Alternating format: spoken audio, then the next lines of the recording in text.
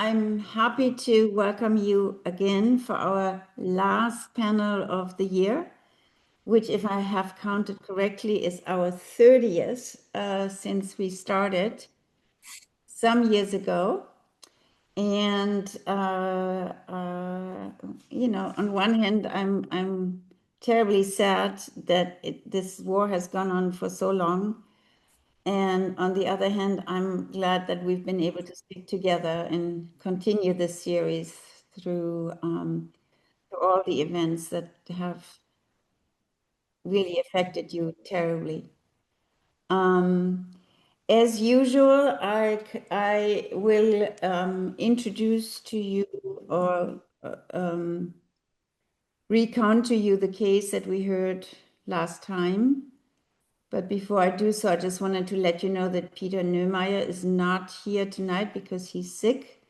And Monika Pessler, the director of the Freud Museum, also excuses herself because she had to go to another event tonight. But I want to say already a big thank you in advance to Oksana for translating this whole event. So I'm Jeanne Wolff Bernstein. I think I said this before, and I'm moderating the series. And I want those of you who have been there last time, I want to give a summary. Alex, yeah. And for those who weren't there last time, it will be a way for you to know about the case that we heard last time. This was one of the few times we heard about a case of a child.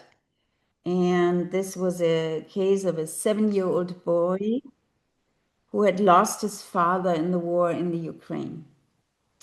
The boy lives in Germany with his mother and older sister, and his father died in the Ukraine.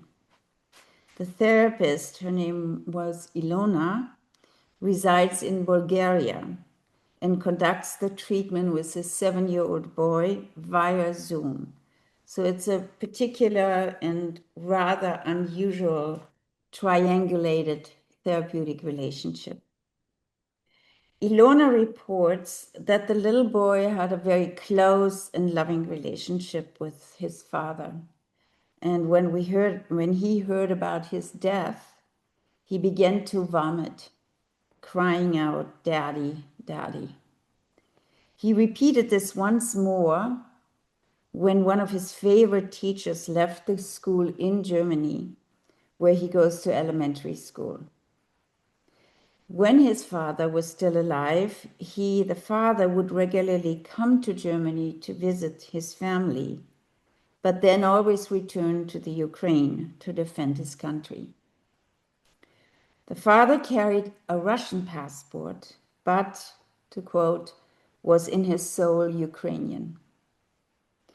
The circumstances of his death had remained somewhat unclear when we heard the case because he did not die at the front, but at home, most probably due to an embolism or a heart attack. And he was very young when he died. The history of this family is, I will briefly summarize as follows because it was a very lengthy case presentation, so I will not be able to mention everything we heard. But the boy's mother was previously married to another man with whom she has a daughter who is now 13 years old. When the mother was 37, she met and married the boy's father, who at that time was 26 years old, so 11 years younger than the mother. When the mother was 42 and he was 31, she became pregnant with the boy, the patient that we hear about, and had to lie down for much of her pregnancy because of problems that arose during her pregnancy. I'm not quite sure when the family moved to Germany, but I think it was shortly after the birth of the boy, because the boy doesn't have really many recollections of having lived in Ukraine. And so they lived in Germany, but then when the war began, the father returned to Ukraine in order to fight for his country. However, he began to drink, in order to cope with this situation, also began fighting with his wife, which scared the boy a lot. But until then, both the wife and the marriage was always depicted as very beautiful and perfect. The father was well beloved as well, and was known as the jack of all trades, and was presented as being very youthful, strong, and a very loving father. The boy had apparently intuited the father's death, because he had called him from Germany every night. And when the father did not pick up the phone one night, he became scared that he had died. So when he heard the next day that the father was dead, he already knew. Despite the father's death, the boy continues to call him every night to say goodbye to him and to wish him a good night wherever he resides. Since the father's death, the boy's attention has shifted very much to the mother's well-being, bringing her flowers, buying her presents, trying very hard at a young age to step into the very large shoes left behind by this powerful and youthful father. He often asks his mother whether she is unhappy, and at the same time, he has many questions for her about the father's death. The mother is described by the therapist as composed, depressed, and blank-faced. She lives at home with the 2 children and is not working anymore, feeling bereft by her husband's death. In her words, she had it all and lost it all when her husband died in Ukraine. The fact that the boy is hitting other boys in his class at school is the only sign of his anger, visible anger, about the loss of his father. So that's the story of the family and the boy, and here are the comments that I gathered from Françoise, Jerry, and other people in the audience. Françoise and Jerry and others commented on the case, and all agreed that this boy had suffered an unbearable loss, and that he is working on his loss and grief, trying to let go of this beloved father. Everyone recommended that the mother also ought to seek treatment to address her depression and to become eventually more emotionally available to her son. At this moment, we all could tell, the roles are reversed. The boy is taking care of his mother and misses the support and emotional backing of her. He has to mourn on his own, with, of course, the help of his therapist, but to whom he only has access via Zoom. His initial vomiting was identified by Jerry as an acute grief reaction to the loss of his father. He literally cannot stomach the father's absence and has to throw up and out all his pain. Due to the mother's paralyzed stance and blank, uninvolved gaze, which I think is typical of melancholia, the son is forced to act like a wise, precocious child who always keeps an eye on his mother and remains via daily calls to his father's answering machine in touch with him. The question that arose for many of us was, when will the young boy be allowed to be a child again?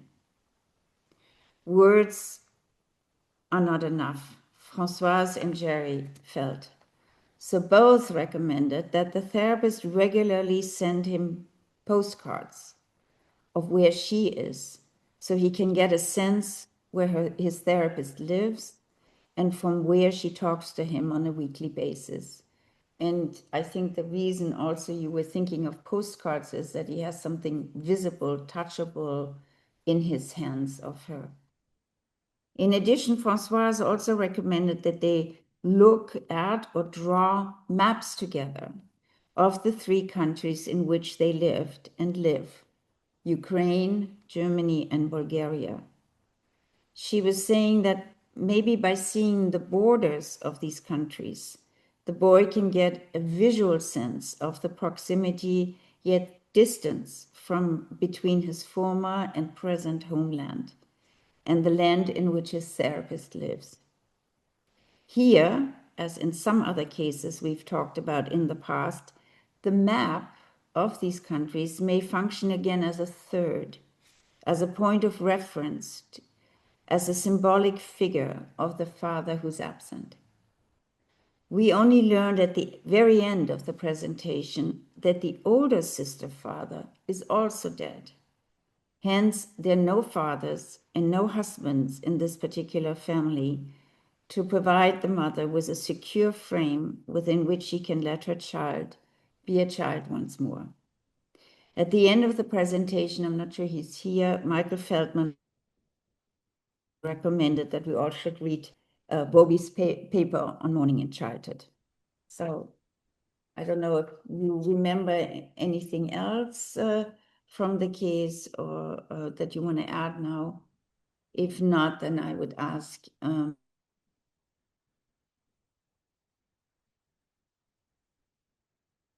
about a case that I don't know anything about tonight. So, Oleksandr.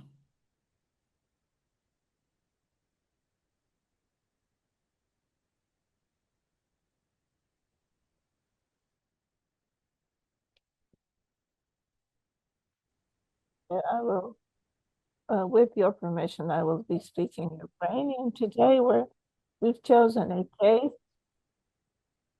of our colleague, psychoanalytic therapist, a young therapist who works with service members afterwards at rehabilitation with the whole package of, with a whole lot of psychological problems. She works as a counselor in a rehabilitation institution, but she also has very good analytic way of thinking, and she does her counseling in a very interesting way. And this case is very important for us because it is a case that is going to be characteristic enough, typical maybe enough for in our nearest future, and we need to be prepared to working with such cases more and more. So this supervision is really is doubly important for us. First of all, we are really interested in how you're going to see the problems of the patient and of the therapist. And secondly, we would like you to express your hypotheses and maybe your advice, your vision of such cases.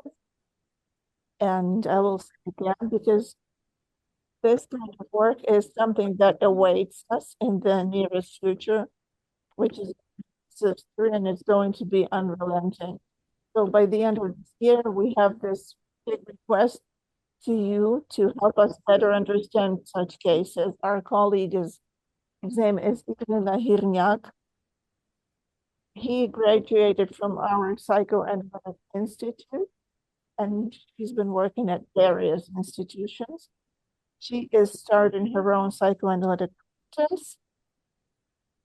As I said, she has very interesting way of psychoanalytic thinking. So I'm presenting to you, Irina, and let us not waste any more time and start with the case. Thank you. Irina, before you start, I just want to check whether everybody can hear well, because I hear Oleksandr speaking in Ukrainian and I hear you speaking in English at the same time. So that's a little confusing. Is it okay for you, Françoise? Yes. Jerry? Yeah, it's okay. The little Oksana's voice is a little bit scratchy in the Yeah. audio. Yeah, that I agree. Yeah. Oh, okay. Okay. So, Oksana, can you unscratch your voice? No, I cannot unscratch my voice. That's good. That was good. That Well, was that was good. better, you see? That's It's good. magical. okay. So, кажуть, що All right. Thank you very much, Irina, for volunteering to present to us this case for tonight. So please feel welcome and begin. Good evening. Hello, everyone. I understand that, as Susanna said, that I'm going to abridge my presentation a little bit. I'm going to present my patient, whom I met at the rehabilitation center. About 90% of patients are patients with amputations after wartime. The patient, approached me in the hallway and said, "Good afternoon. I need to see you. I used to have phantom lip pain."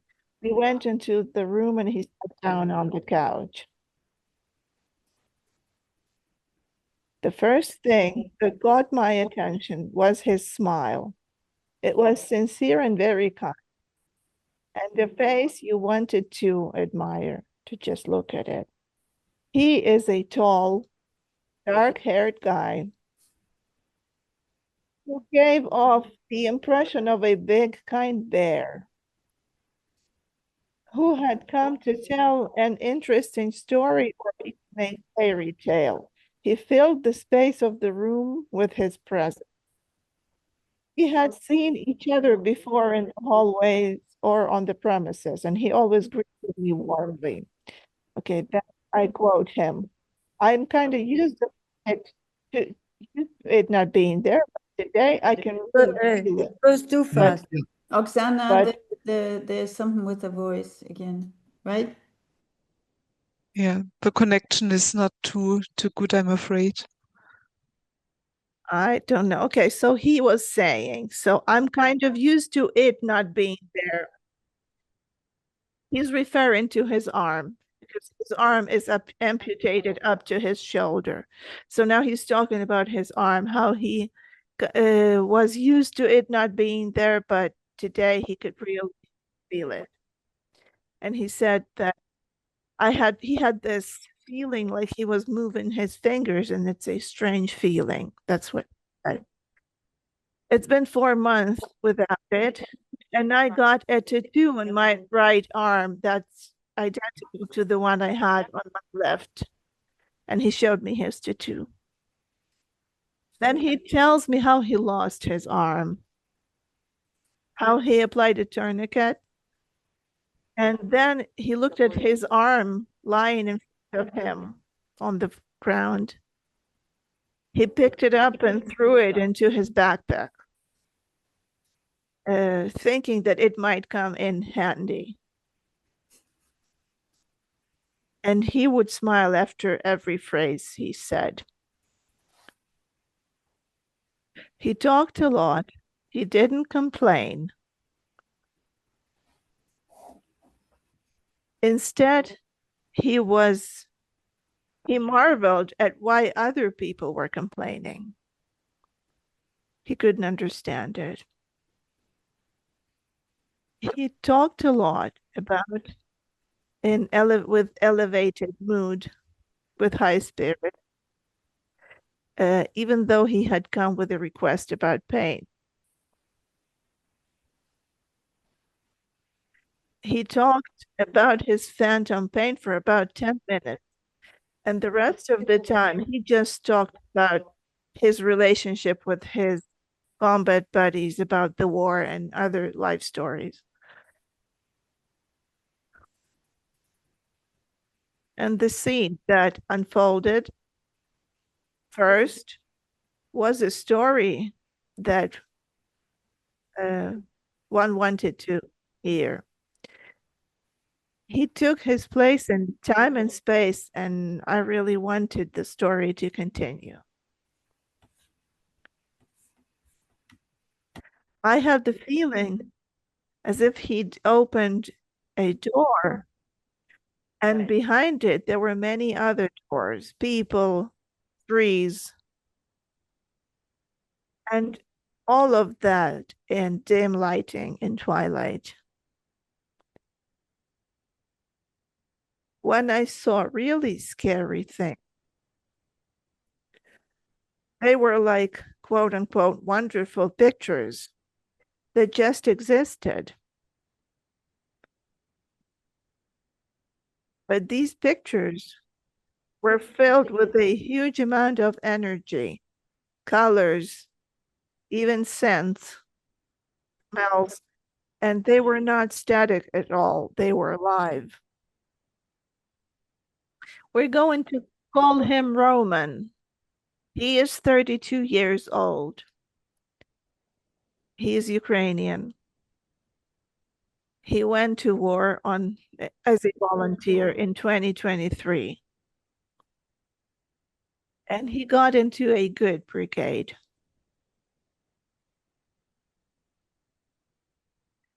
He spoke a lot about his training and preparation, the skills he acquired, his leadership and comrades, and everything was really important to him. And for the first few months, his parents didn't know where he was. They thought he was close to home on training exercises, but instead he was already in an assault brigade. I will be abridging this. His mother works in sales, and his father works at a warehouse. He didn't talk much about his parents, but spoke of them with respect. They are valuable to him. But I believe he didn't allow them to read the stories he wrote himself, where he is the main character. I think that's a figurative expression. That's my feeling. He has a younger sister. She is 3 years younger, with whom he has a very nice and sincere relationship. When he was wounded, he first called her because he knew that she would understand him. He said that the two of them were very mischievous as children, but they always supported each other. He often spent his childhood with his maternal grandparents. It was nice there, and Grandpa would say to his mother, I'm taking them and I swear to bring them back alive and let them do whatever they want. One of the punishments they received as children was to sit down and read a book from cover to cover. He was a good student. He is educated as economist, and he worked in a warehouse as a manager and then as a executive officer. He was noticed at work and he was often promoted at his workplace. He also had a girlfriend for 4 years and then they broke up. Now he has been in a relationship for about 4 months. It's a new relationship. And last week he introduced me to his girlfriend, saying, look, who else is going to need a psychologist? In total, we had 8 sessions. All the sessions were quite vivid, and they happened mostly at his request, which he voiced at the door or of the office or when he was sitting down on the couch. For example, he would come and say, quote, I had a panic attack. And then he would follow up with a story, how he was in a cafeteria surrounded by many people, and he heard the sound of an airplane. He froze in his tracks, and his first instinct was to jump out the window. Later, the same day, he would talk about his life and friends. another meeting, another session. Well, this is how he usually starts the session. I didn't sleep. I woke up because I couldn't breathe, as if someone was sitting on my chest. I drank some water, I walked around, and it helped.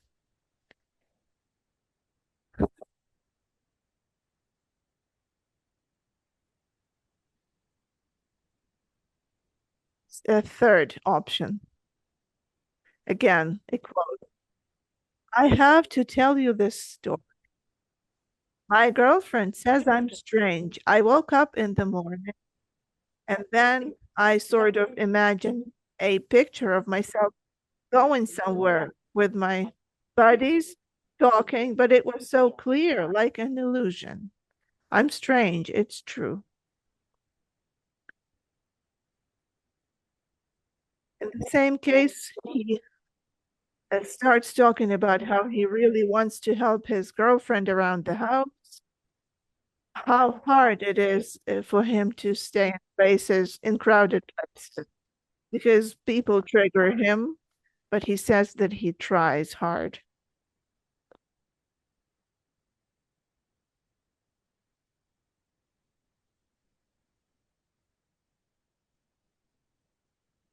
Another session.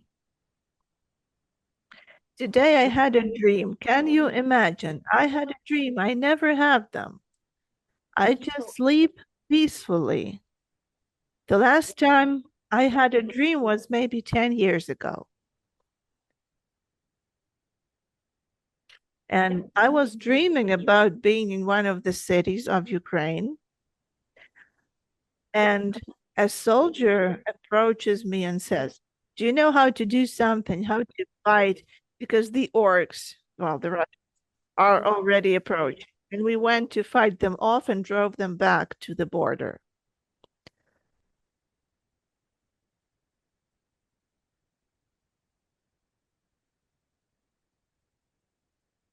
Later, he tells me about when he sees something unfair in the street. For example, if someone insults a weakest person, a woman, he feels great aggression and often intervenes. In general, all sessions had these similarities. It was difficult for him to stick to the time frame. He wanted to talk for a long time, but he almost never managed to come at the appointed time and day. The introduction to the sessions was like an announcement, as a very vivid one. And there was a new interesting request, like a title or a new chapter in a book. Almost all his requests began with questions about the war, followed by a conversation about relationships, people, attitudes towards, as if the character of the main character in the book and other characters were being revealed.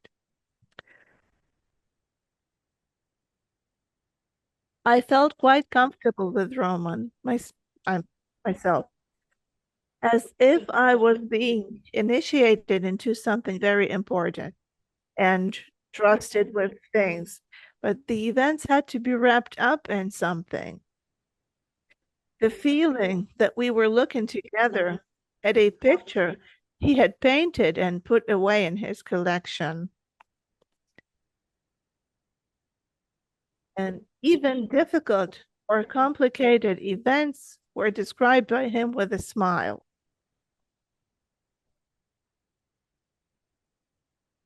And it felt like a brother and sister together at their grandparents' house on vacation, telling interesting stories and this feeling of protectedness, of safety.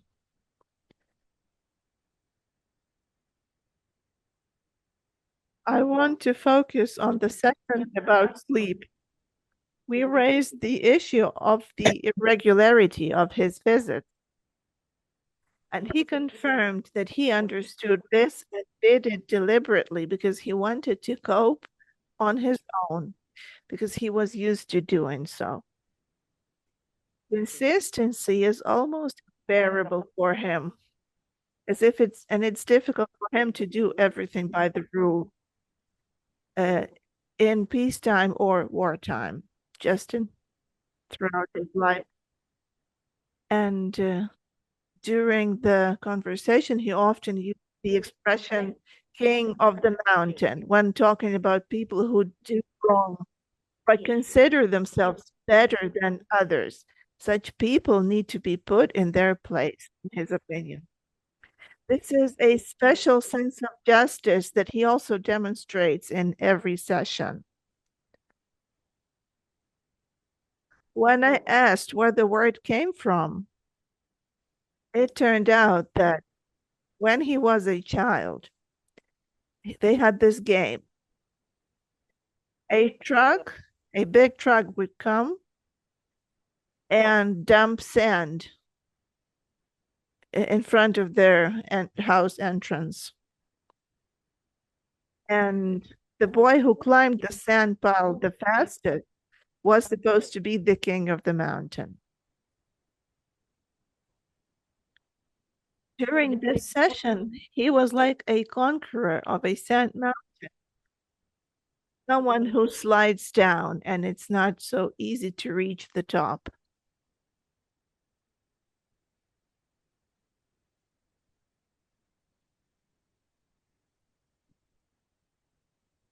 And since it wasn't possible to strictly adhere to the boundaries because we are on the same premises and have joint activities and events, I want to talk about a reaction or enactment that took place outside the office.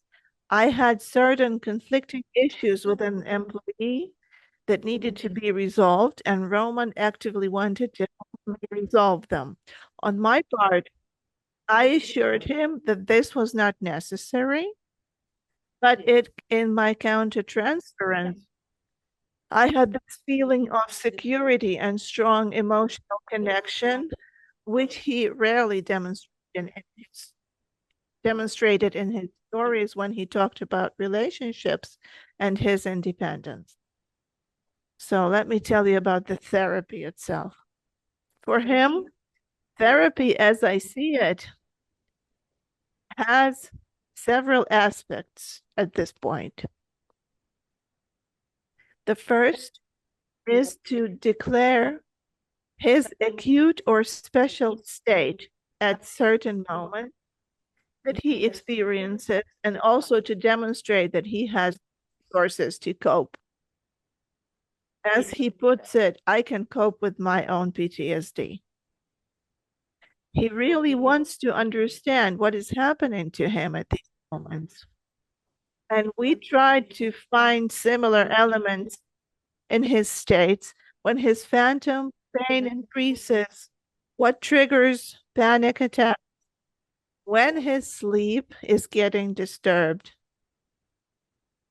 and how it changes depending on the circumstances of the day, on his mood or the people around.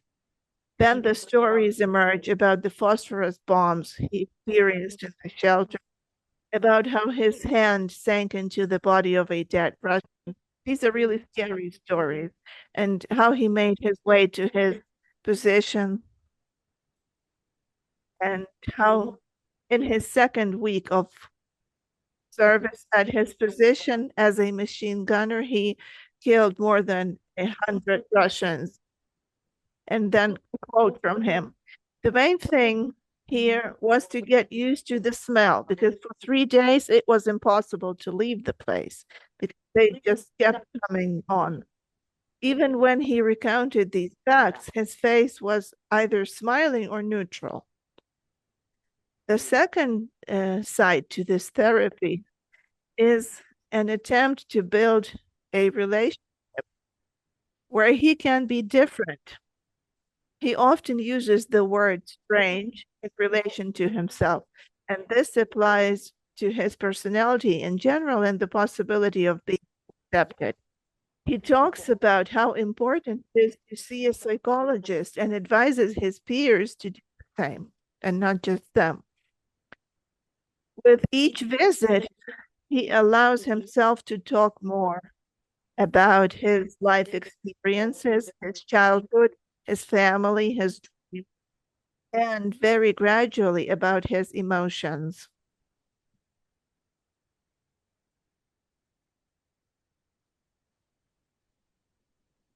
Some words or phrases from previous meetings he can recall after several sessions as if everything were recorded.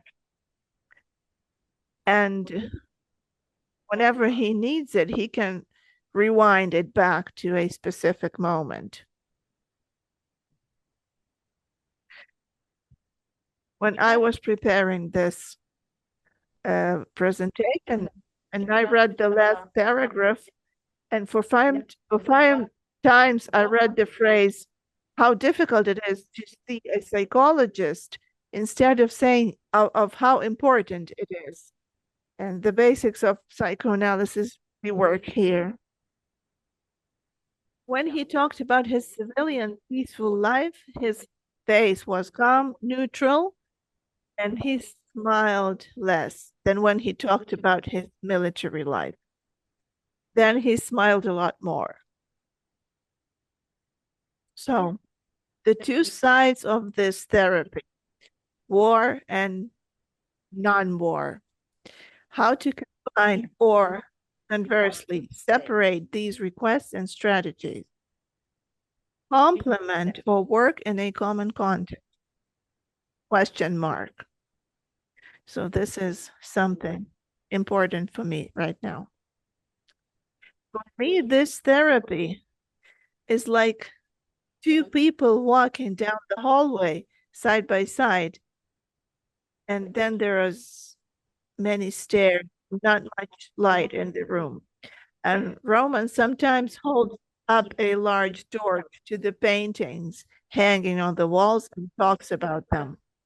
This is a therapy of support and acceptance. When a brother shows his sister scary pictures under the blanket, but he does not want to scare her at all. And there is a great desire to tell her some stories. But she is a girl, she needs to be protected. So these are the feelings I have in this therapy. When he comes into the office, there is a feeling that something interesting is about to happen. Something that will not be emotionally frightening, but sometimes it's difficult because of how easily he talks about it. And almost always there is a feeling that it will be difficult to keep track of the time when Roman is there is really dense and it flows like lava. Yesterday, Roman made a request for the next session. My girlfriend asked me to sort out my emotions because she doesn't see them and often doesn't understand them. I think this will be all for my presentation, and I have a few questions about working with this client, and I would really like to hear your feedback on the following points. The 3 points. First one. This therapy is a standard therapy option that is conducted during the current war. And as an idea, therefore, it's necessary to develop a special style and setting for them, or maybe some corrections. Second point, disruption of the system and setting. What does that mean to him in Europe? And the third question is the experience of trauma and war currently the main focus of therapy, or is it the language he wants to use to talk about himself? Thank you. Thank you, Irina. Thank you for your very clear and precise presentation. Thank you for giving us time to talk about it. And I'm sure there are questions before your questions can be answered about what I would call this Roman warrior. I think it's no accident you called him Roman, because it seems to me what you're describing is somebody who wants to present himself as very strong and combative and being able to solve things on his own. So Françoise, Jerry, and I also saw Harold Cudler, who is going to try and join us on a regular basis. So I'll open the floor to you and see what questions you have before we hear what you're thinking about this case. Yes, I have a question. I did not understand at the beginning. Did he write something? Because you speak of characters he's referring to. So I did not understand very well.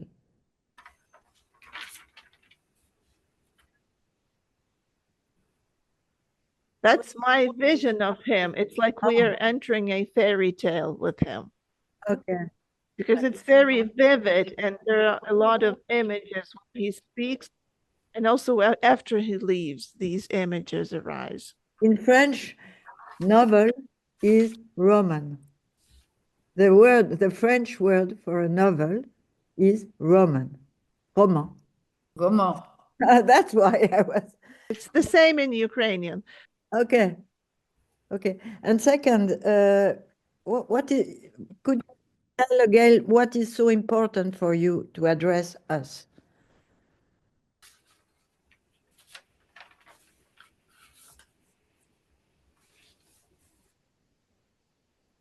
The most important thing is there a need to separate the therapy of him as a service member, like his phantom limb pain, panic attacks, and his emotional state and his relationship?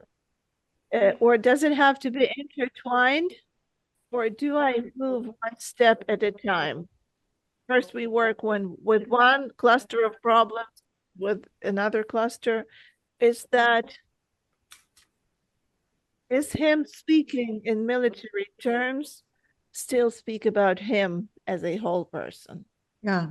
As a My answer is you intertwine yeah.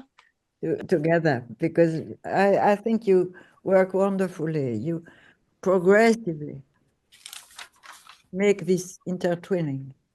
And I was wondering, with a smile and this huge energy, you are a woman, you are a girl, and he wants to protect girls from all the scary things. And little by little, you just prove that you can enter that field, and that's progressive.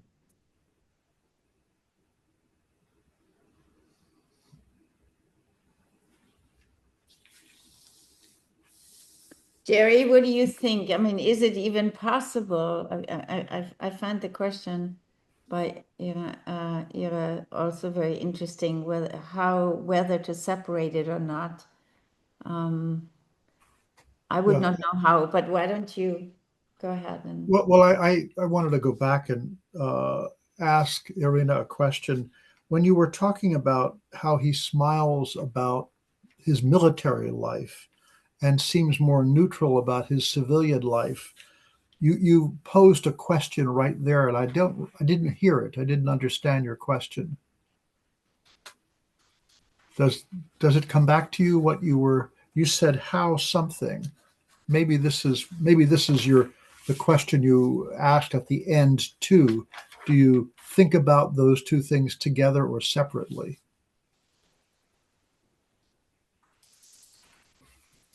Maybe I'm not being clear here. Maybe would you say your questions again for us?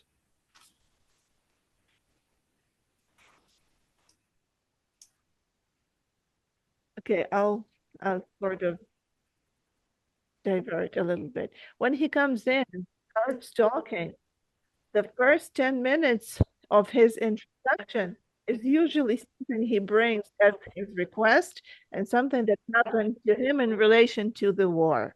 And the rest of the time, about 80% of the session, they are about his personal feelings about how he should behave about his past, and totally different requests. And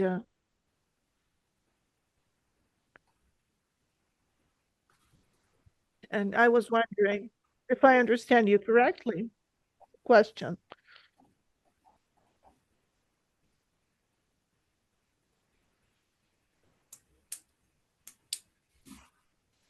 He probably cannot separate his requests himself. And I'm as I talk about this, I have this idea that perhaps one of the strategies of our therapy will be separating his request, or learning for both of us how to.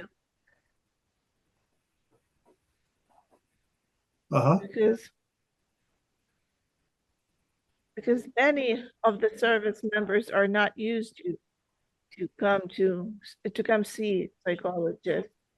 Like, for example, if they feel badly, they start thinking about how they feel, and maybe this can be a chance for him as well to look inside himself and sort things out. Thank you. Yeah. I'm not sure what I want to say about it at this point, Jeanne. Let me think about it a bit. Okay. About feeling, I was struck by the fact that he took his arm, put it in his backpack. Where is the pain? He did not feel the pain at that time. Could it come back afterward? Because very often when you are under anesthesia, not to feel, it will come back later on. Do you have this in the course of the sessions? Do you think some, like the panic comes back? It's the coming back.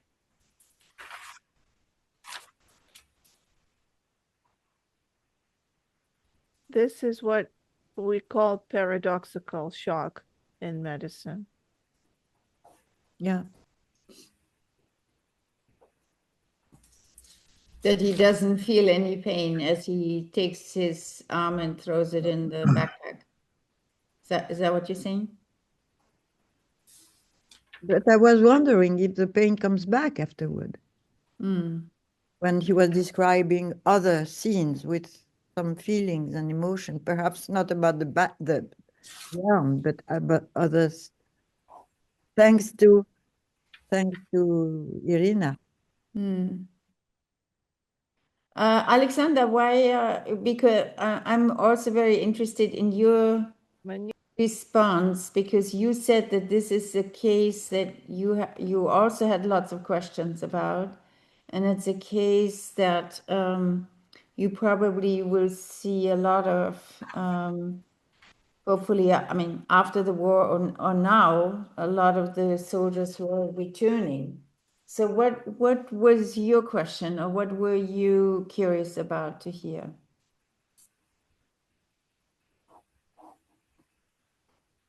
Oleksandr?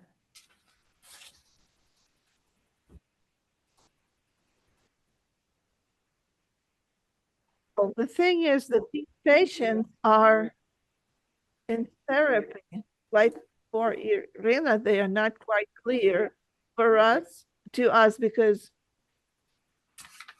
in one context, they talk about the war, and in a different context, they talk about civilian life. And when we talk to them, you just start getting lost, and you cannot figure out what's really important to them. It's sort of, they're split into, one part is the life in war, and another part is the life in society. And they come in and try to blend these things together, and it's not quite working. And I understand Irina very well, because you have to work both ways, and a lot of images arise because many things are just hard to speak about with them.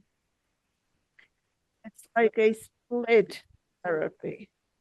And you don't really know who you are at this point. Are you from a transitional, some transference figure, or do they perceive you as someone who is supposed to tell them, to give them instructions like 1, 2, 3, but the feelings are not those of a mentor or teacher? Yes, but the fact that is my question, that from all those fragmented images, pictures, very colorful at the beginning, very dynamic, and there is a narrative which takes place, and little by little, and what is the change of the narrative brings to your impression? You know, is it something that can integrate the not so smiling features, and little by little can build through your relationship another story? Harold, you're nodding your head as if you know what this is all about. Well, I'm thinking, and Françoise is getting at this in her question about Irina's question that are there other therapies that would be the right therapy? And I can tell you that in our Veterans Affairs programs, you know, there's cognitive behavioral therapy, there's prolonged exposure therapy, and the people who champion those things believe that these therapies get at the war and they get at the problem, and they help people begin to process war memory that they can't otherwise process. And frankly, they are not impressed that psychoanalytic approaches can do this. But I've always felt very differently. I think you and he are getting at the main issue. And the main issue is that he's living two lives at once and he can't make them fit together. Mm-hmm. And that you're very aware that there's the war and there's this life, and he divides each session into both of those, and he can't quite integrate his experience. And that's the core issue for him. And but I think you're making progress at the rate he can go to begin to be in the room. And I think he's letting you integrate his memories for him in a way that he can't yet. And then seeing what you do with those things. And frankly, can you integrate him as a warrior and him as a giant bear, a friendly, enchanted bear? And I have to say, as you talked about that, some childhood story came to mind that I haven't thought of in decades, about a wonderful talking bear who turns out to be an enchanted man. You know, and the trick is to move from this entertaining fairy tale, wonderful talking bear who doesn't quite exist in the real world and turn him back into a man who does. And I think he's invited you to go on that journey with him. That's very nice. Yeah. So it's really the divide, it seems to me, Harold, between, the two meanings of Roman, right? Novel, and he impresses Irina with this too, what colorful pictures he comes in to describe his life, and then the Roman warrior, the war, the soldier. So it's really nice yeah, it's great. We have two Alexanders. We have Alexander Filts and we have Alexander Fedorets again. Welcome. It's really nice to see you again. So Alexander Filts, will you go first? And then we hear from Dr. Fedorets. Yes, I just want to do something really unexpected. I want to apologize to Harold that we failed to meet up in Lviv because I had a lot of misunderstandings. And I have trouble with my WhatsApp on my phone, and many messages just don't reach me. I tried unblocking it, and we were supposed to meet with Harold, and I'm really sorry that we failed to do that. And I promise I'm going to come to Harold wherever he tells me to and apologize in person. No apology necessary, Oleksandr. I thought of you many times, and I appreciated your offer when you thought I was going to be there the week before. You were going to meet at like 11 o'clock at night. You clearly were trying your best, and I knew there were communication problems. So I was in Lviv for 3 whole days, and I hope to come again. I was out of town, unfortunately. Maybe Lausanne. Maybe since Alexander will talk in Lausanne at the IPS meeting. So, Alexander Fedowitz, nice to see you again.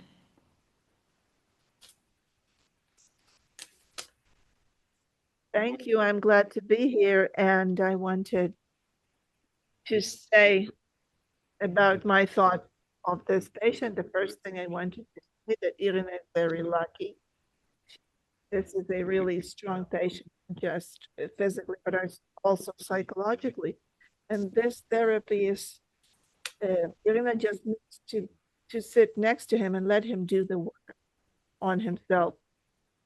In a sense, next to Irina, he is sewing these two worlds together, the world of war and the civilian world. And he needs to be doing this somewhere, and Irina is providing the space for him to do it. And in that sense, I usually perceive myself as a space where the patient can do the work, like this archaic mother with whom you can just stay. And this patient has this normal dissociation that the circle members have. That is the masculine part, and his vulnerable childish part has to be dissociated. Otherwise, they won't be able to do in the war. And then after they come back from war, they need some time to sort of take this bulletproof vest. And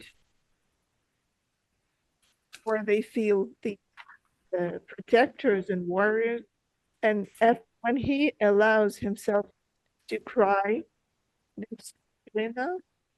we can say that that's when the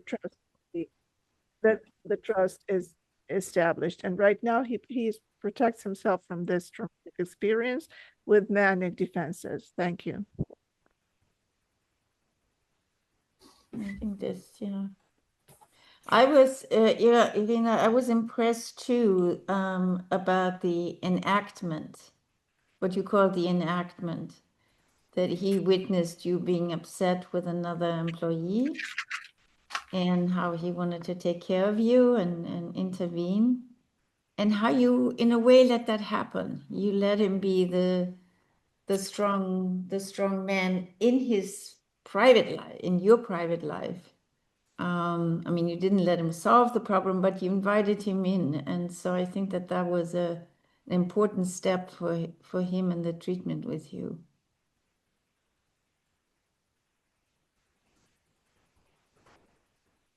I was very curious about what happened there. Yeah.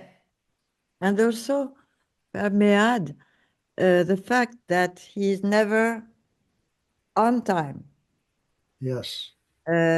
He bringing another time, which does not fit our time, our clocks. And perhaps on those occasions when you are connected by his enactment, the two times may fit together. And I always consider those, where we are personally engaged in the unpredictable moment, times can start to the time of we call it, in the Middle Age, they call it the time of the marvel, when time stops, where you meet monsters, when you fight. And that is the time of war. You meet monsters. You lose the sense of vulnerability.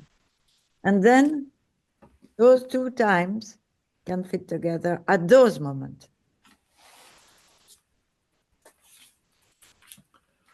Maybe I'll jump in here, Jeanne, because I think Okay. Yes, Françoise, Jerry. you're pointing out the time issue as something I really love to discuss further. Yeah. But first, let me say that I agree very much with Harold about the way in which each session contains the two things, military life and civilian life, that remain unintegrated for him, and that it's not a matter of choosing one or the other. It's a matter of recognizing that these two things do not go together yet for him. But he's working hard to bring them together. And I think that's important to notice. In a certain sense, there's a kind of traditional trauma psychotherapy in your story. He has a panic attack. He brings that in, and you work with him to contextualize what happened. Where were you? How do we understand the triggering aspect of this? He brings in that he had trouble sleeping. He couldn't breathe.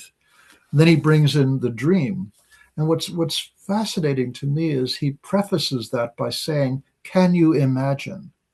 And the answer is yes, of course you can imagine. But it's as though he cannot quite imagine that he's a person with a psychology, with feelings and thoughts that have been shaped over the course of his life, but that also have been caught up in the trauma of war. So there's a kind of a quiet, to me, there's a quiet recognition you bring that, yes, you're a person who I can imagine has bad dreams. I can certainly imagine that, despite the way in which his perception of himself might be quite different. So I think there's quite a traditional, in a sense, psychotherapy of trauma going on.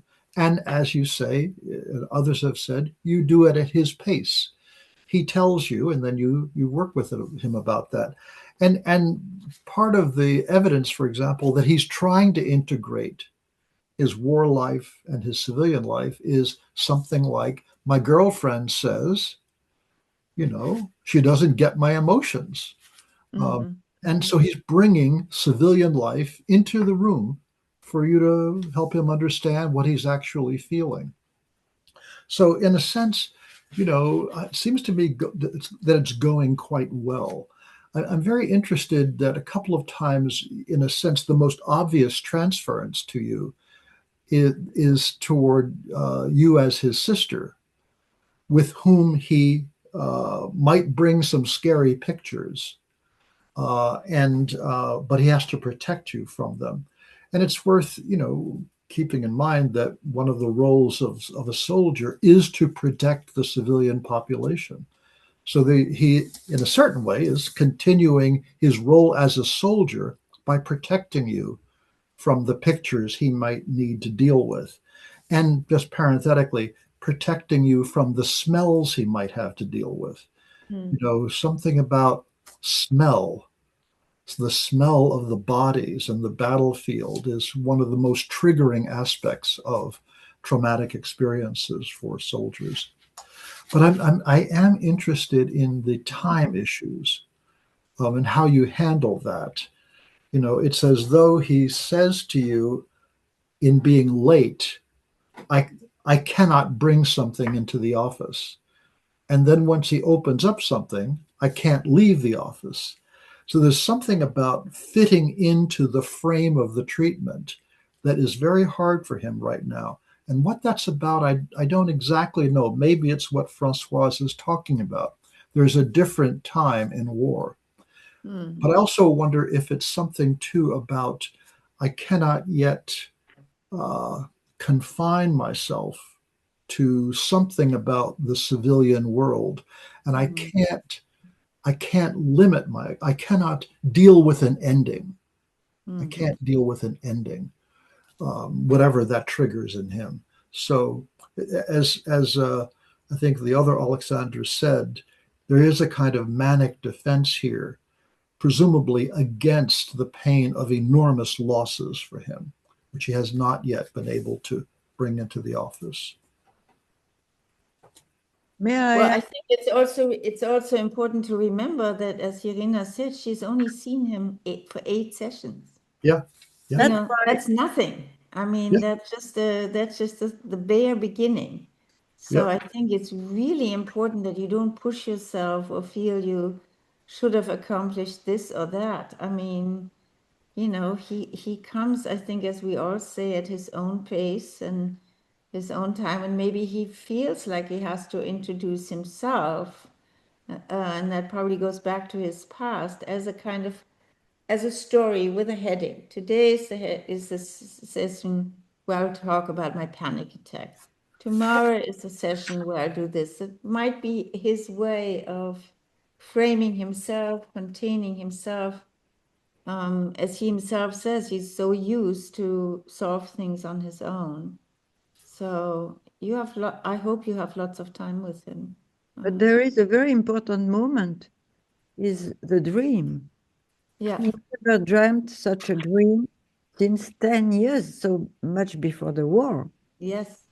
Yes. This dream occurred while, like a stanza, or like, something that is also a testimony of the work you do with him, allowing those dreams to appear. Mhm. Could you tell us again what, because it was a short one? Yeah, tell us the dream again. That's a very good idea. Yeah.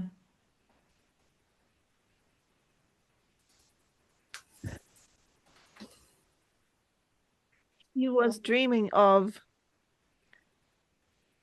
you had to see his eyes at the moment. How could I have had a dream? So he was dreaming that someone approached him, a soldier, and that was in one of the cities of Ukraine, and he told him, can you do something in the war? Do you have any skills? He says, yes, I do. Okay, so come and help us, because a lot of Russians are coming our way, the enemy. And in the dream, they pushed them back all the way to the border, to the borders of Ukraine.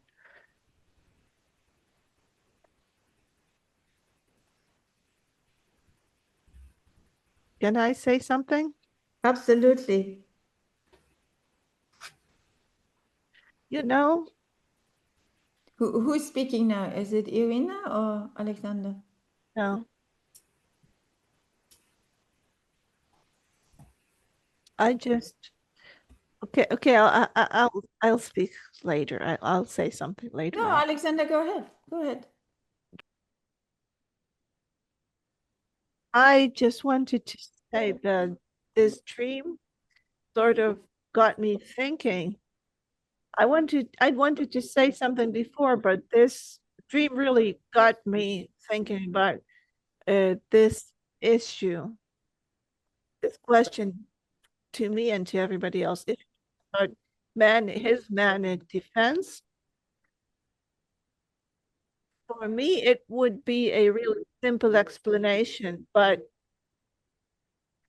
from psychodynamic perspective, probably yes, because it's related to the situation of war only, not just civilian life. Maybe that's how he protects his war experience.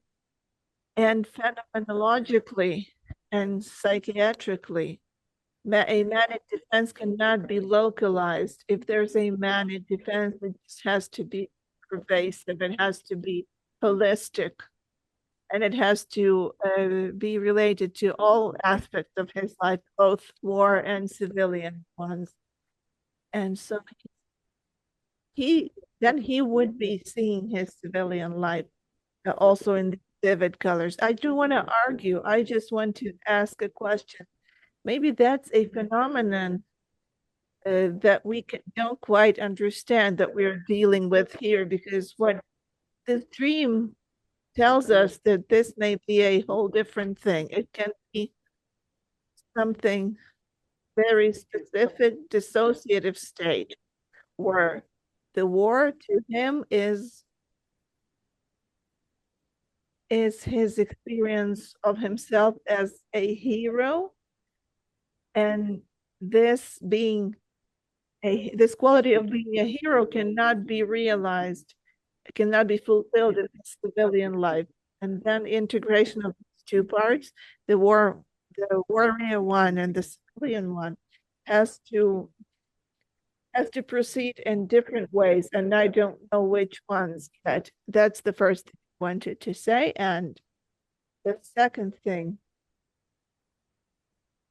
is there a need for such prolonged manic defense from things that happened to him in the war, since these things are distant? Because if that were the case, this would mean that he cannot evaluate anything properly, because a manic does not provide a true vision of any event. So I don't want to argue again, but I just want to say that perhaps the conceptual apparatus we are using right now, if it is enough to understand the situation correctly. And the start for these discussions almost 4 years ago, well, 3.5 years ago, started with questioning neutrality and abstinence as a valid tool under such circumstances. And we had a great lecture, a Freudian lecture that many people could really relate to, the issue of abstinence and neutrality. And also here, maybe we should think that some things that we have already imprinted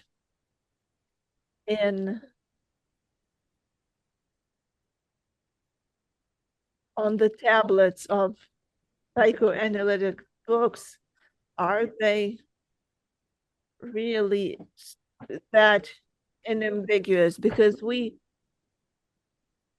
if we perceive these things wrongly, then we can be mistaken in our therapy. So is it really a manic defense against his wartime experience, or maybe it's something? And I also wanted to ask Irina if she sees that as a manic defense.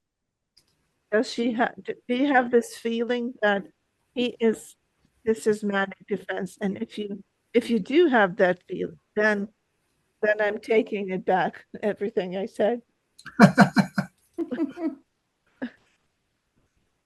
I have this feeling that, on the contrary, well, at least in the office, he is a civilian, first of all. And he feels fine there. And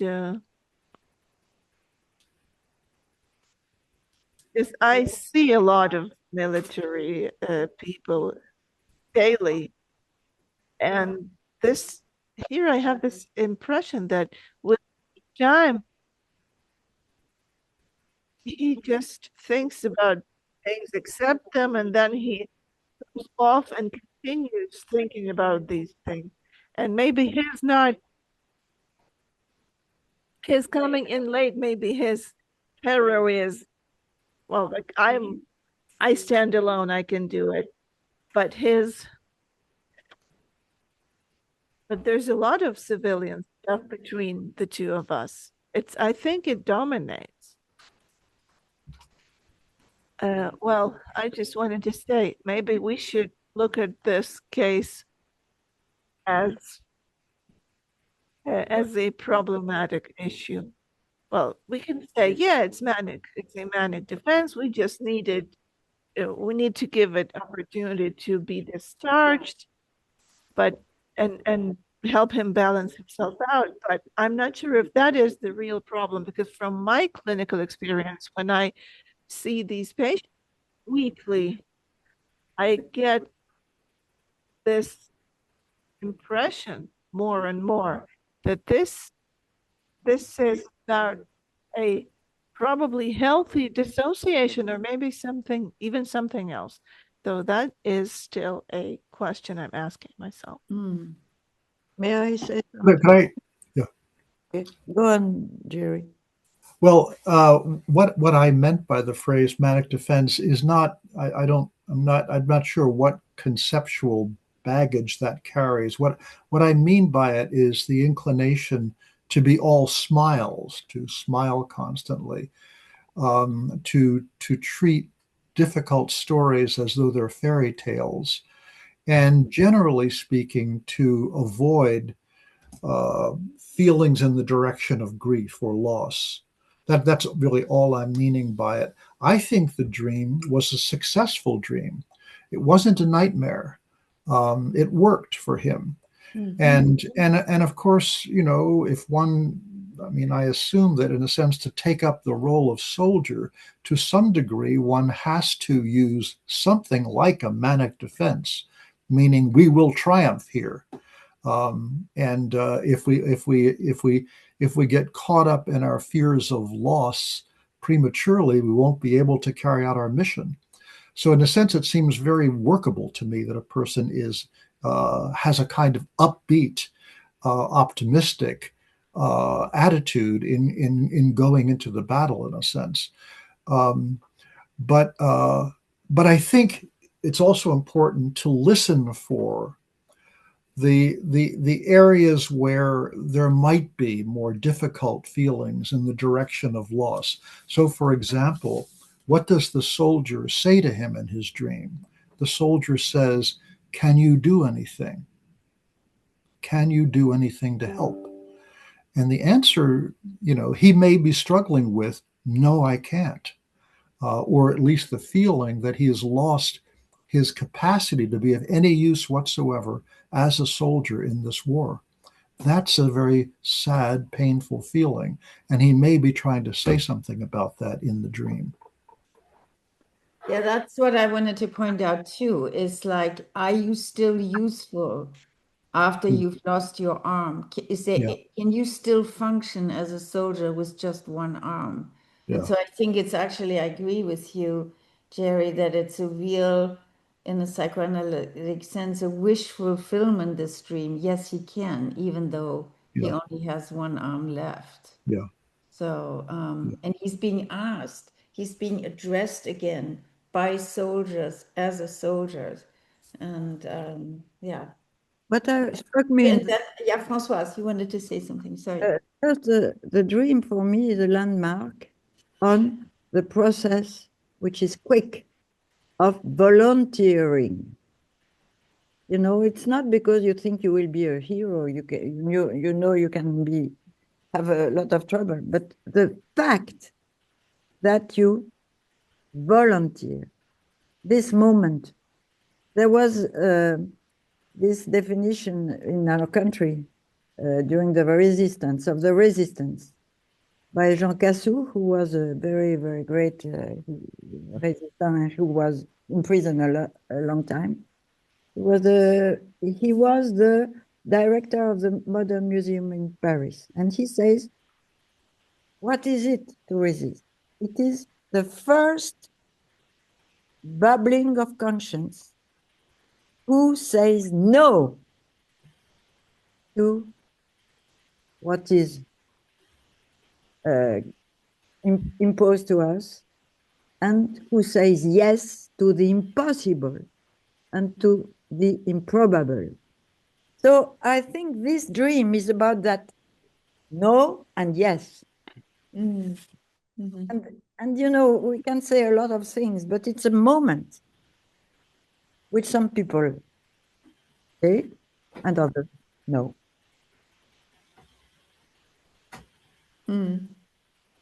Harold. Yeah, I was thinking, and I think it's in line with what everyone is saying. In the dream, the we're getting the translation that he was asked, do you have skills, combat skills? You know, perhaps it might translate also, are you able-bodied? Are you able to be a warrior? And he has this one arm. This one arm. And it got me thinking about how one of the first conversations you had with him was about this phantom limb. But it wasn't phantom limb pain, which is a neurologic condition and frankly very hard to treat. It's more like he imagines that he still has his arm. He can feel his fingers. And so the question, are you still able? Are you able? Are you still able? Is one that's haunting him. You know, what am I without this arm? You know, he sort of replaced the arm by putting the tattoo on the other arm, you know, as if he could just move things around and be able again, be whole. And maybe that's another level of the challenge of putting the warrior and the civilian together, is that, is he a whole person? Is he still capable? How can he go forward in life if he isn't a whole? And he doesn't know how to become whole, but he's trying to figure that out with you. He has many holes, but he's wondering whether he can still be a whole. Yeah. Cervantes had only one arm. The other arm had been shot and was unusable.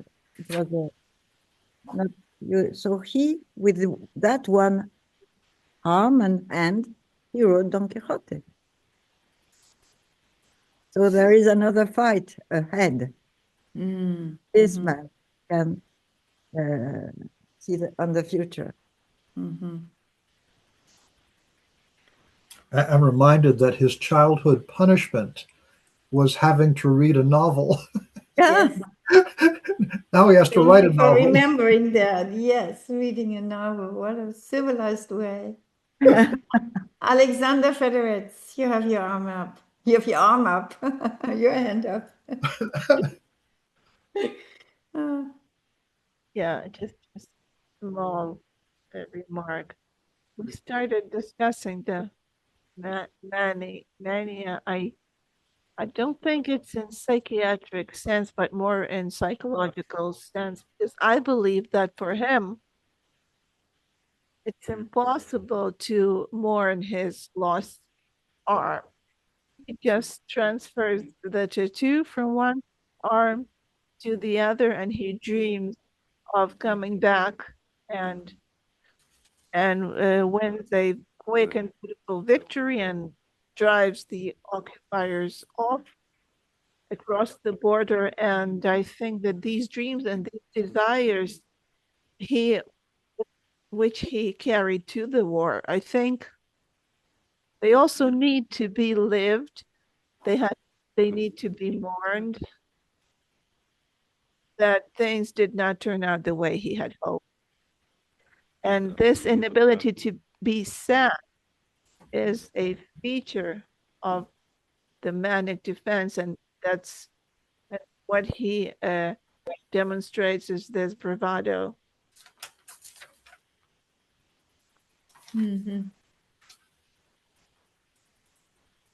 There was comes to me in a musical.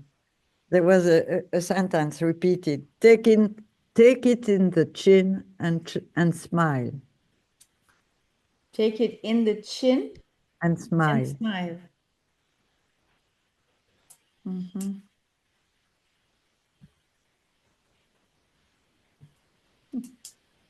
Because he does not want to be pitied also. No. You know, there are so many good doers who just wait on you. Oh, the poor man, sorry for him, and so on. One thing we haven't touched upon, I think, is, you mentioned it sort of just on the side, Irina, is that he says he killed about 100 Russians. Did I hear that? Yeah. When he was, so I'm wondering also how much that got into the dream, the fact that he was a very successful warrior, but might also have some feelings about having killed that many people.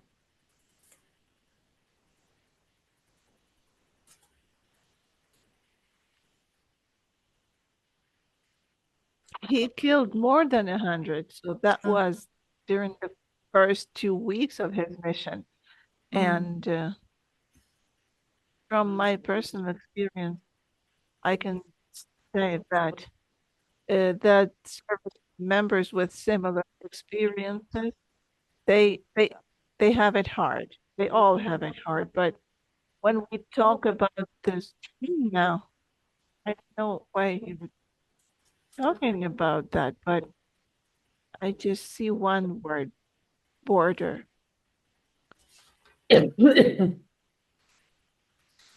Maybe his boundaries or some boundaries between the civilian and military life, or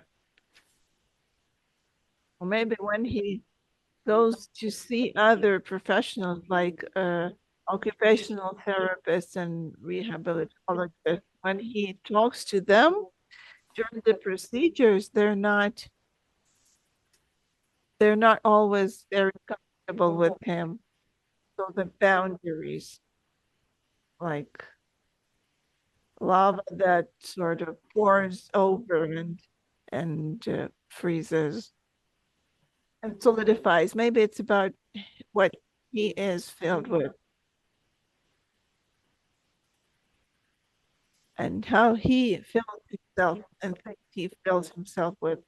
He is big and burly, and there are things that are boiling inside of him. And I have this fantasy that he is being filled because there's so much of him, but I'm thinking about him being filled with some structure of his. Mm-hmm. You know, the most dedicated American soldier in World War II, Audie Murphy, did something similar. He manned a machine gun during a Nazi infantry advance, and he killed scores and scores of people. And after the war, he won all these medals. He was a hero. He became a movie star, and a pretty good one. In the end, he drank himself to death. He couldn't put together everything he had done, everything he had been, and live. He just could not make that work, despite the medals, despite the movies and Hollywood. And, you know, this would maybe at a much deeper level, the moral injury, how could he be this lovely, engaging, huggable bear? He was a very different kind of bear in war, unbearable, if you will. Overbearing, yeah. Mm-hmm. What was his name, you said? Murphy. Murphy? Audie Murphy. And Audie they Murphy. actually made a movie of him where he plays himself because he had kind of a baby face. It's called To Hell and Back. Oh. But in real life, I think he never got back. Mm-hmm. Mm-hmm. Hmm.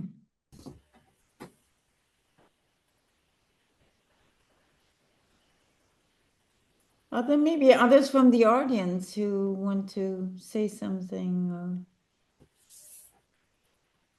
Yes, Miguel, Angel. Yes, thank you.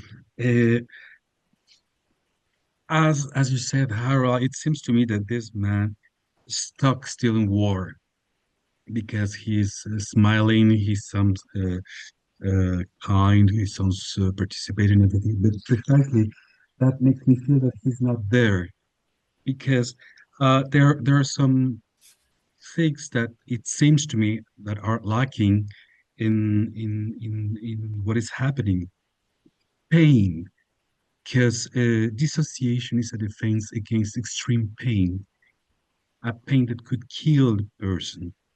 And it seems to me that it's understandable if he's a little bit manic, because it is part of the defense in order to keep pain away.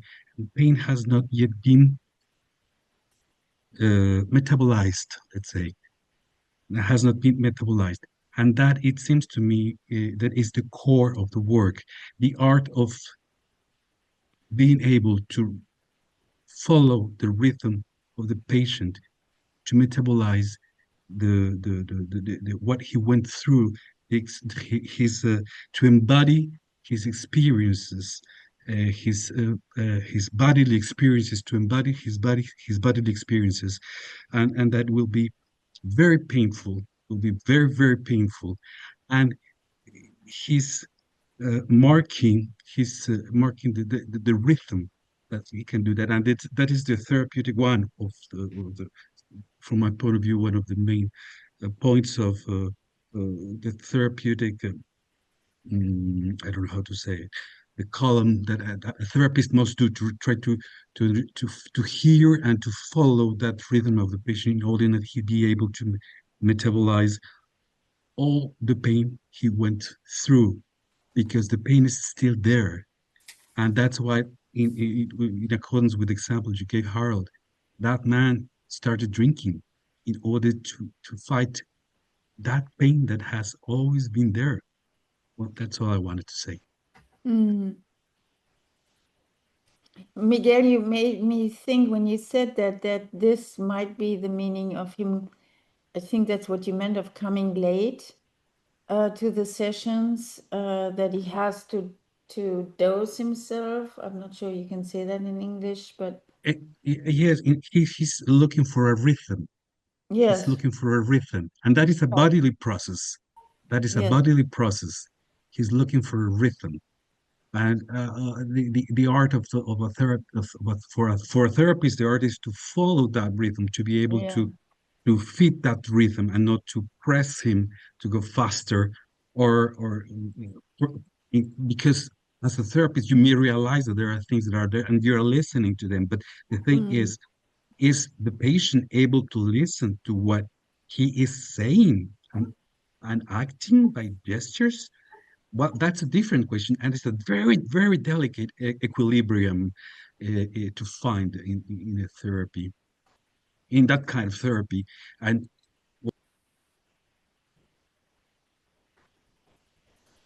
So it's not a traditionally we would think of coming late as a resistance to the treatment, but I think what you're pointing it is out not is, about neurosis. I We're not know, talking I about know, neurosis. I know, but you're tempted to, I think sometimes one is tempted to sort of mix the two up. So I think what you're pointing out is that that's his way to establish a rhythm with Irina and has nothing to do with a defense against the treatment or anything else. Mm. And I think, Irina, you felt it, that he is stuck at war, because you talked about the material he brings to the session about war and non-war, not civilian. You talk about war and non-war. That isn't your feeling. That it is about war, not about civil war, civil life. Mm. Thank you.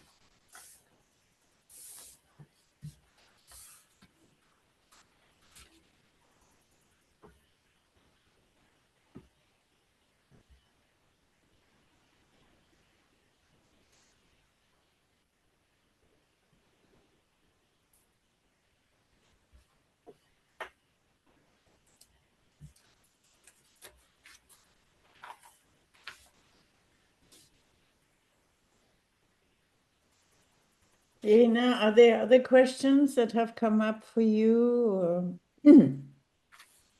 as you listen to all the comments?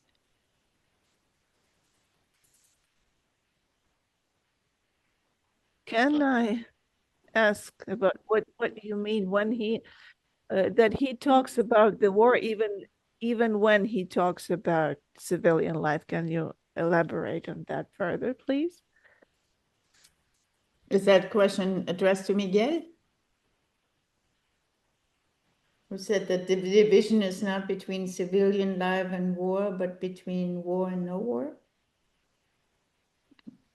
Because everything is about war. Everything's about, he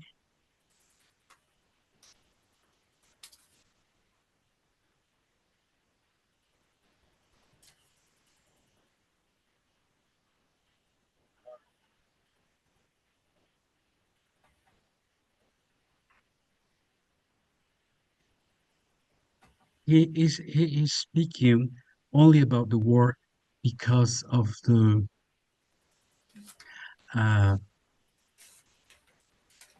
when you know that a man or a woman has gone through horror, literally horror and extreme pain, that has his mind was uh, had to split in order to survive.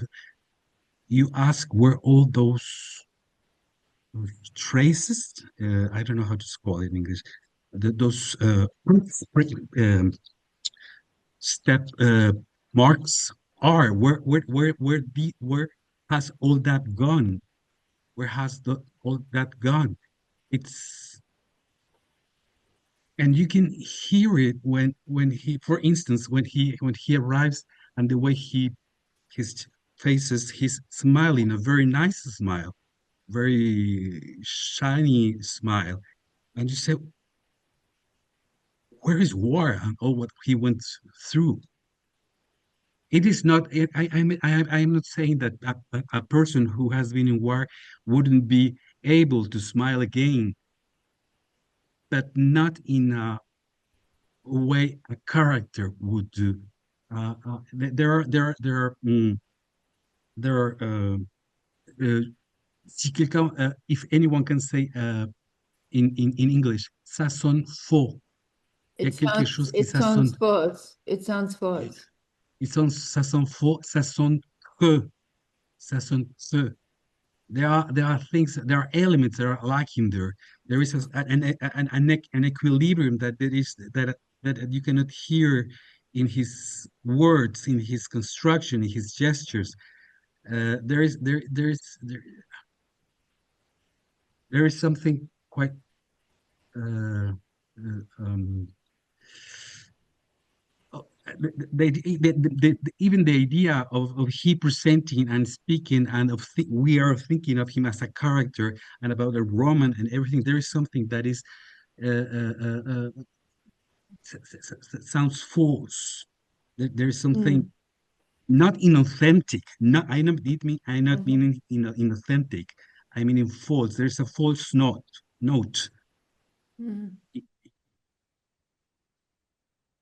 You know what the other thing that just struck me because of the way you pronounced it, Roman.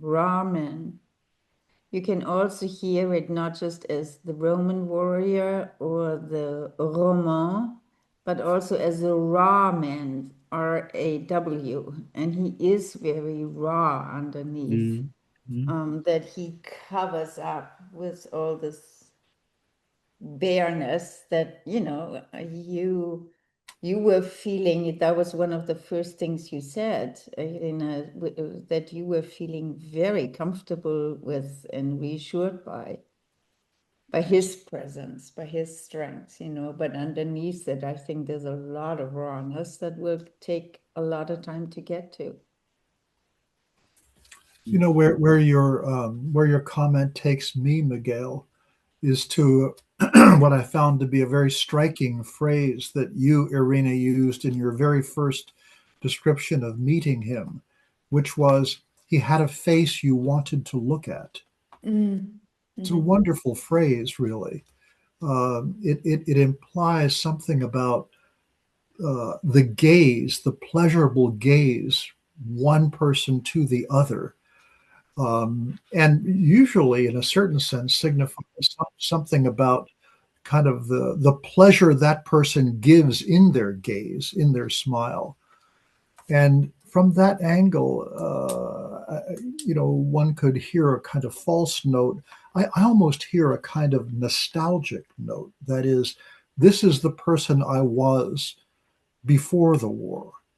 I could make people happy. I could make people want to look at me simply by who I am, what my smile is like. What am I like now? That being the question underneath that. And do people want to see me now? Something about that the way that the war brings into focus who I was then and who am I now. But there is also the expectation that people look at you as a monster. Yeah. Yeah. And so you don't like that either. So you can Mhm. smile. You know, Mhm. there are many, many uses of the smile. It's not unidirectional. I Yeah. remember at a historian conference, he was with giving testimonies of people from World War, World War, coming back. And they were, like my grandpa, telling funny stories. They didn't want people to say, oh, how horrible. You know, they mocked people who were like that, who wanted them to be, you know, and they knew the trenches, of course, and they knew, but they wanted to smile and laugh. Why not? Why should we always put them down in the mud?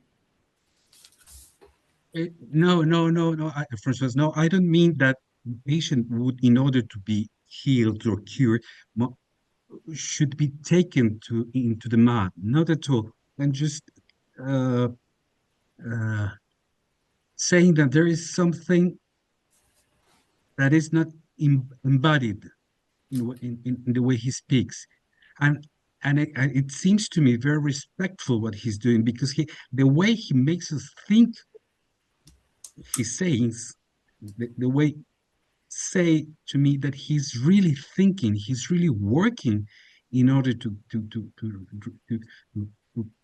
get out from this dissociation. But I don't think of it as a necessity of confronting the patient with pain that he already has. Dr. Federitz, you have your hand up again. I speak quite a lot tonight. I think I've been missing this atmosphere. Thank you for this opportunity. We've got a bit more time. I just wanted to draw your attention to what Oleksandr Filts spoke about. These are really important. Can we use the usual analytical technique with the military patient? And in my opinion, the usual analytic frame needs to be transformed because they just cannot bear this setting, all of them. Hardly ever. For example, if someone has a pre-war therapy experience and they know about the setting and what they use the setting as a relationship where their desires and needs are manifested. And the second point, free associations are not appropriate and are impossible. They just don't work because they have a lot of experience that is floating on the surface. And it's not in the unconscious, it's right there on the surface. You do not have to dig in for it. And the abstinence and neutrality is not useful. It ruins the trust. And the more ends is the solidarity and the interest. And we have to take that into consideration. Otherwise, our contact with a military patient is going to be very complicated. You're right, Oleksandr, completely. But you speak like William Rivers in 1917. And why this teaching is forgotten at each war. You know, he was the anthropologist in London, and he became a military doctor during the First World War. And he said everything exactly he speaks like you. So what strikes me is that it is not a cumulative knowledge that we can say, oh, they say that in the old days, so we are going to use. We have to invent it from scratch at each time as you do. That is also a question of time. It's a new time at each time. There is no chronology.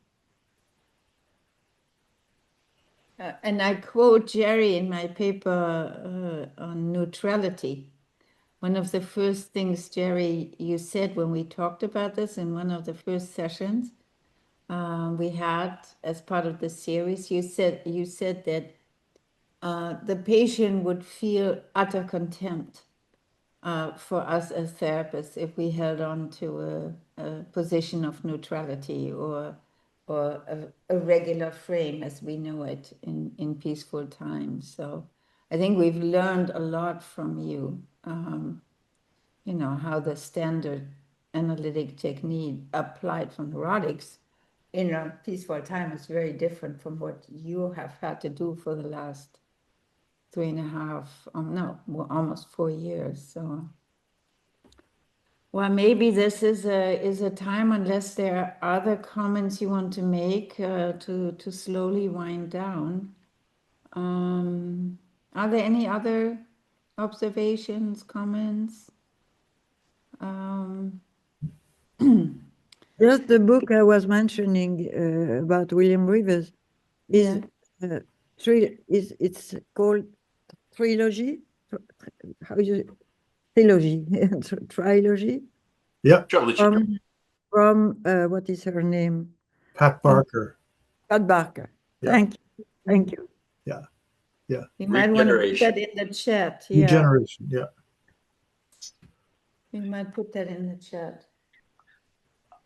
I would want to add, you know, we're talking about, do we do specialized psychotherapies? Will the analytic framework? And I agree with all of the things, especially what Oleksandr was saying. And I realize I tend to lean into my patients much more than sit behind them and wait for them to free associate. But one thing that the analytic approach, the analytic way of thinking does so well, and Irena demonstrates this. If I was doing a behavioral therapy, exposure therapy, a cognitive behavioral therapy, I would be directing the patient what we're going to focus on now, what we're going to do, how they should practice understanding it, because I formulate it this way, and I think this is the way they should look.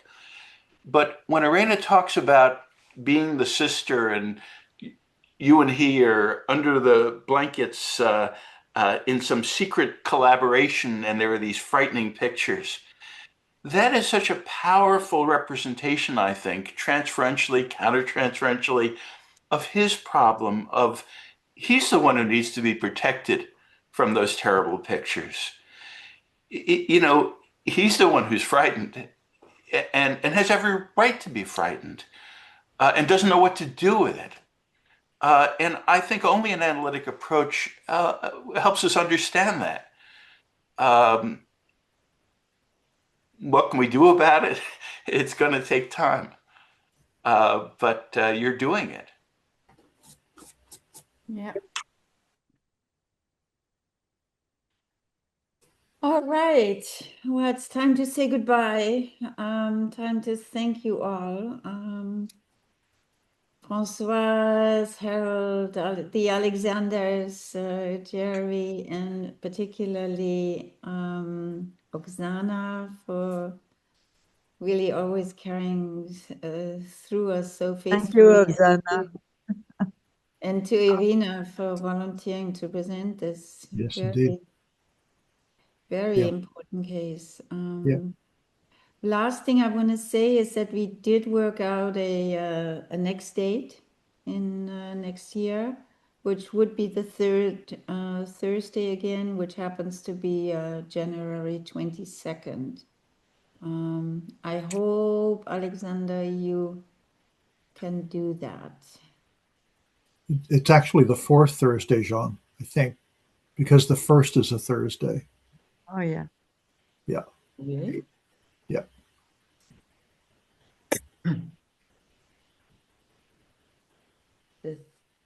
Oh, did we always say we wanted to do the...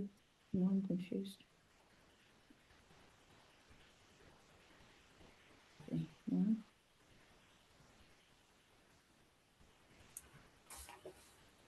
The first... Oh, right. You're right. 1, 2. But you said the 15th you can do it, right, Françoise? So it would have to be the 22nd. 22. Okay. Yeah, Good. I'm sorry about that. I'm sorry about that. Okay. Is that okay with everybody? Yes. The link will stay the same as always. Yeah. Thank you, Eva, too, for letting Thank you, Eva. in. Yeah. And Alexander, Filts, do you have a moment? Because Françoise and I and Jerry just wanted to talk to you for just a bit. Just afterward? Huh? When? Now? I thought so, since we have the Zoom link. I just wanted to wish everyone happy holidays that are coming and Yes. wish you a happy new year and just carry the hope that something will happen eventually, and this global horror and the politics and that the US declared exiting NATO, everything just has to get back to right. So Yeah. I just want to fill us all with hope. Yeah. Our hopes too.